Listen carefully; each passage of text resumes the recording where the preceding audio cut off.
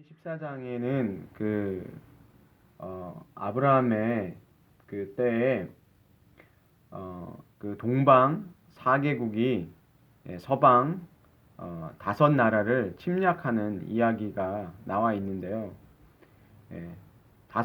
서방의 5나라는 소돔, 고모라, 아드마, 스보임, 벨라라는 5나라가 있었습니다. 서쪽에. 그런데 이 나라가 엘람이라는 그돌라 오멜이라는 왕이 있는 엘람이라는 나라를 12년 동안 그 조공을 바친 거예요. 지배를 받았던 거죠. 그런데 13년째 더 이상 조공을 안 바치고 반역을 하니까 그 다음에 이 엘람 왕이 신할, 엘라살, 고임 이 세 나라랑 연합을 해서 이 서방 5개 나라를 침략해 오는 그런 이야기거든요.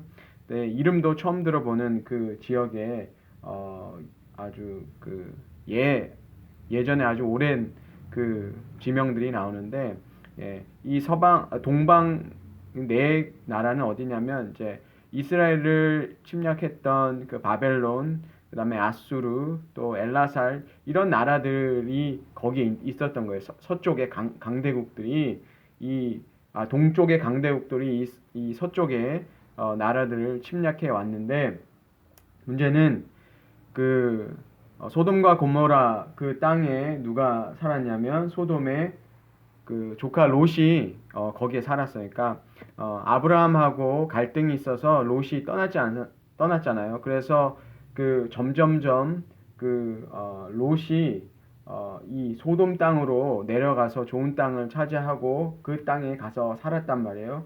그런데 이제 그 땅에 뭐가 왔냐면 이 동방 원정대, 동방의 나라들이 침략을 해 와서 롯도 붙잡혀가는 그 일이 벌어진 거죠.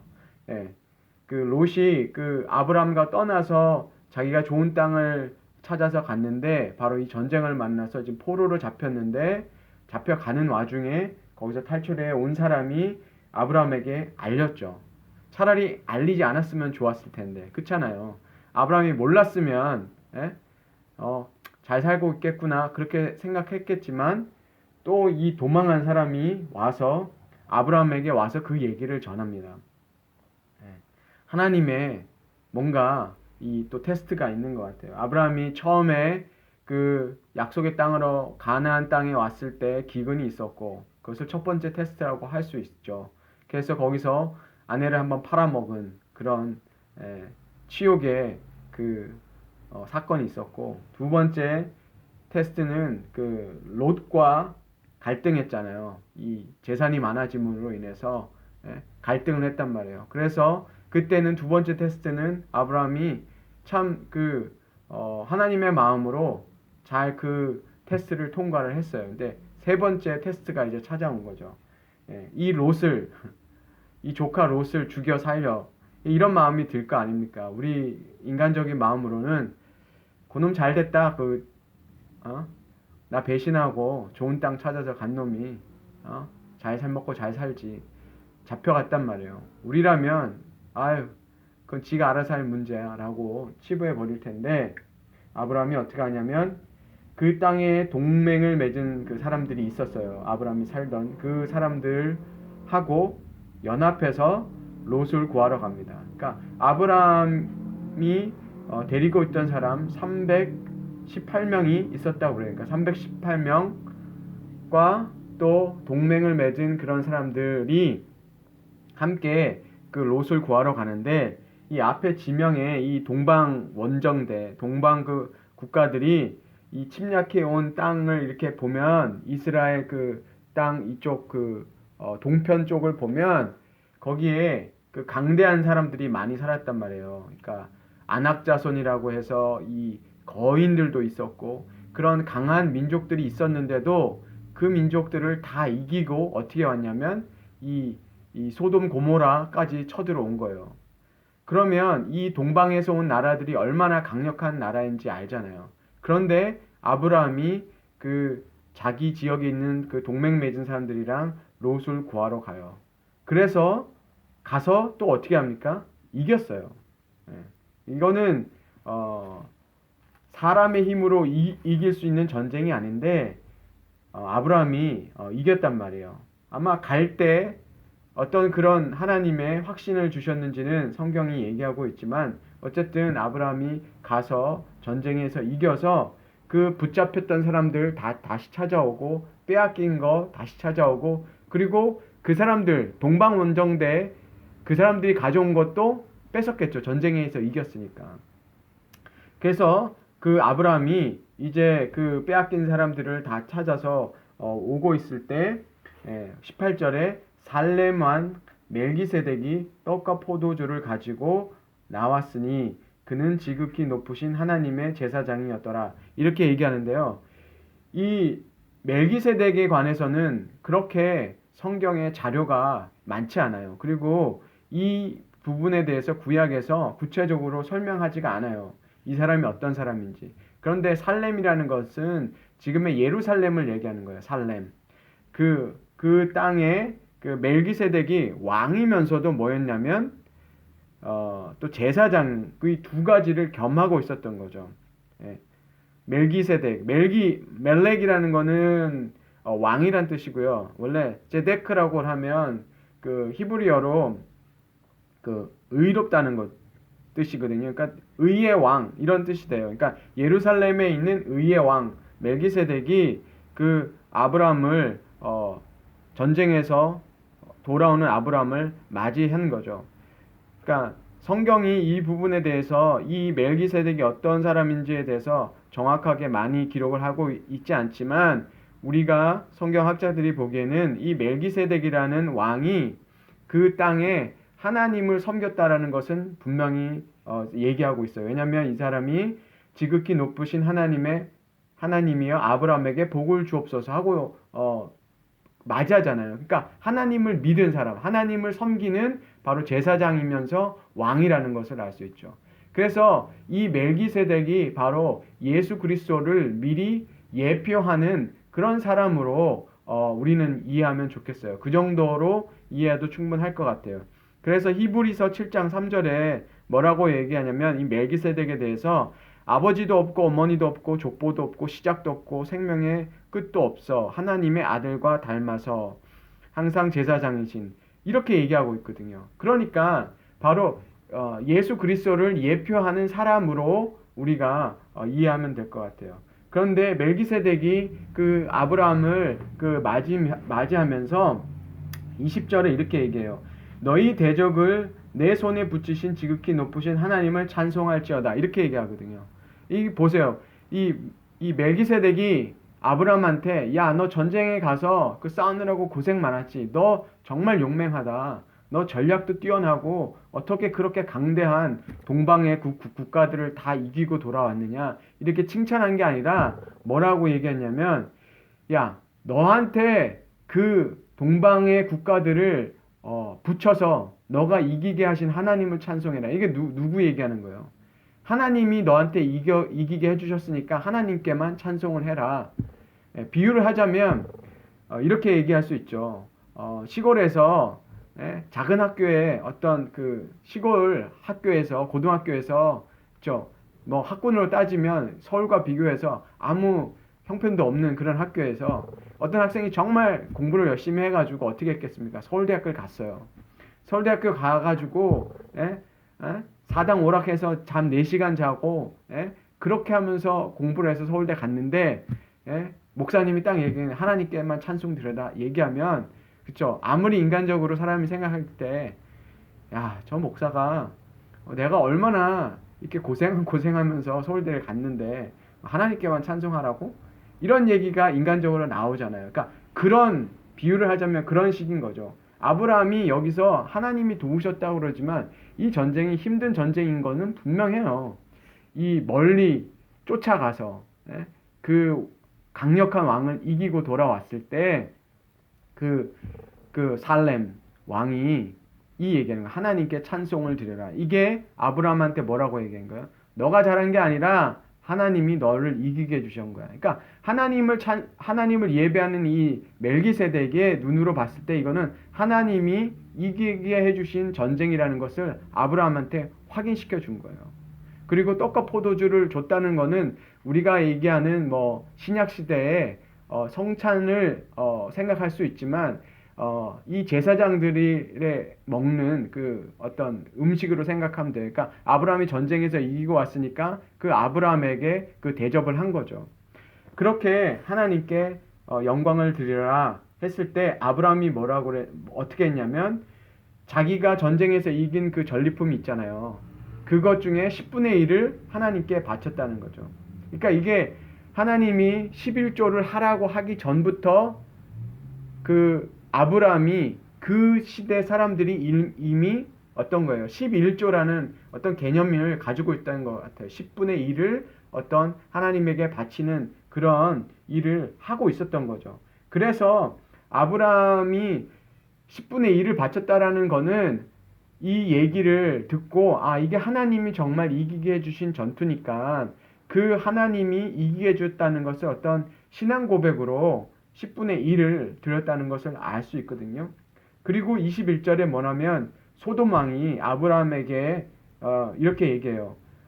내게 보내고 그러니까 사람을 그러니까 잡혀갔던 사람들은 다시 이제 돌려달라 그러고 그다음에 그 동방 국가들이 자기네 나라에서 훔쳐간 거 좋은 거 뭐 금은보화 이런 거 다 가져갔을 거 아니에요. 그런 거를 이건 너가 그냥 가지고 그냥 사람만 돌려달라라고 얘기하니까 아브라함이 뭐라 그러냐면 소돔 왕한테 천지의 주제이시오 지극히 높으신 하나님 여호와께 내가 손을 들어 맹세하노니 내 말이 내가 아브라함으로 치부하게 하였다. 그러니까 부자 되게 했다라는 거죠. 할까 하여 내게 속한 것은 실 한 오락이라도 갖지 않겠다라고 얘기하는 거죠. 그러니까 아브라함이 뭐라 하냐면 소돔 왕 네가 나한테 나를 부자 만들었다는 얘기 듣기 싫으니까 너 거 내가 다시 찾아줬지만 너 거 다 가져가. 그리고 사람도 가져가. 이렇게 얘기를 한 거죠. 그리고 그렇게 한 이유가 왜냐면 하나님이 나를 축복해 주신 거지 너가 나를 부자 되게 했던 말 듣고 싶지 않다는 거죠. 그러니까 이걸 아브라함이 어디서 배웠겠어요? 예. 애굽에 내려갔을 때 애굽 왕이 그쵸 금은보화 줬잖아요. 예? 그 사례를 예? 사촌 그 누이라고 속여가지고 예? 그 후궁으로 아마 드리려고 했던 것 같은데 그때 그 재물을 받았는데 그게 아브라함 인생에 그렇게 도움이 안 됐다라는 거를 아마 알았던 것 같아요. 그리고 아브라함이 하나님의 축복을 받으면서 살아야겠구나 라는 생각을 해서 사실은 아브라함이 원래 이 땅의 사람들의 그 기준으로 보면 이 물건을 가져도 어느 누구도 뭐라고 안 해요. 왜냐면 그 당시 왕이 그렇게 했던 거는 사실은 사람도 안 돌려줘도 되는데 아브라함이 그 사람도 돌려주고 그 재물까지도 다 돌려줬단 말이에요. 그런 아브라함이 이게 정말 이 살렘 왕이 얘기했을 때 자기가 11조를 바치는 거나 그리고 다시 되찾은 물건이나 사람이나 이런 사람도 다시 돌려주는 걸 봤을 때 아브라함이 정말 이거는 하나님이 이기게 해주신 전쟁이라는 그런 그 고백이 없으면 이렇게 안 하겠죠.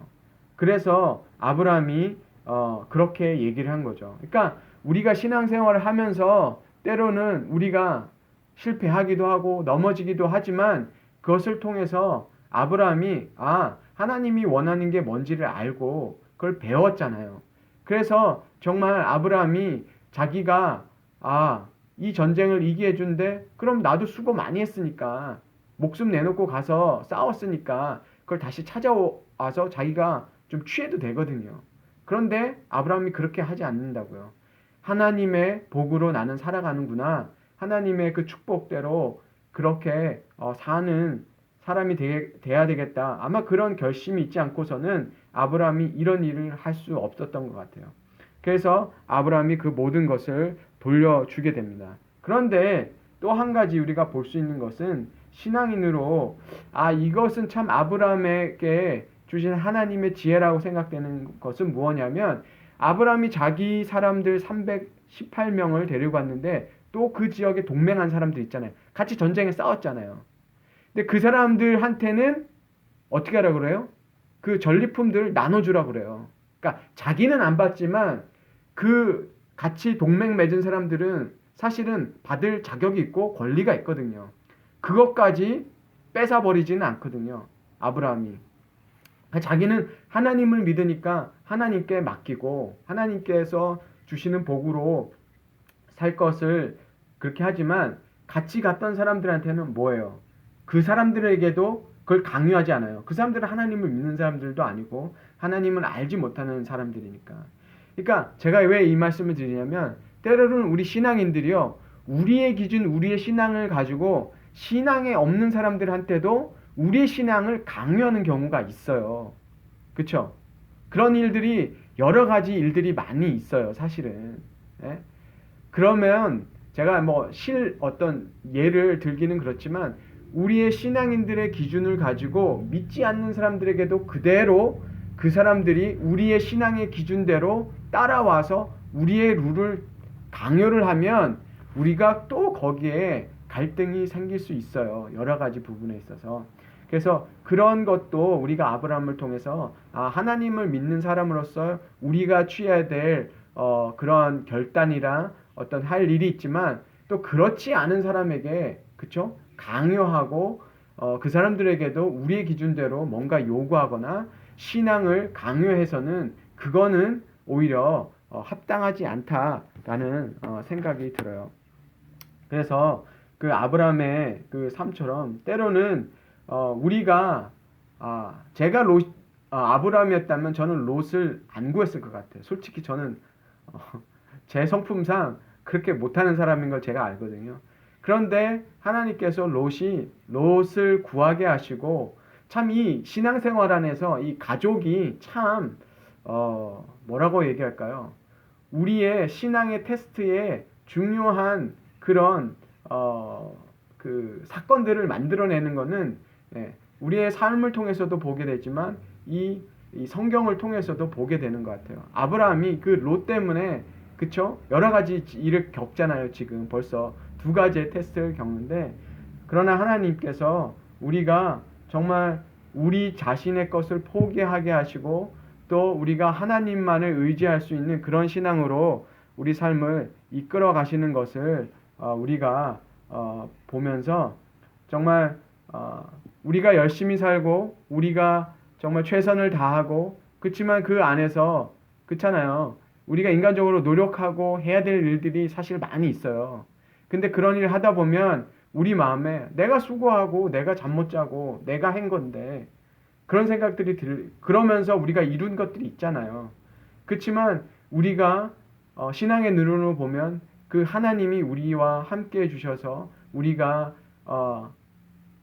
이룬 것들 그런 것들에 대해서 우리가 감사하고 하나님의 은혜라고 고백할 수 있는 그런 신앙의 눈을 우리가 가졌으면 좋겠어요. 최선을 다하고 우리의 정말 최선을 다할 때 그리고 그것으로 인해서 얻은 어떤 뭐 부라든지 어떤 성공이라든지 어떤 그 모든 것을 정말 우리가 하나님이 해 주신 것이라는 그런 신앙 고백이 있는 우리의 삶이 되기를 주님의 이름으로 축원합니다.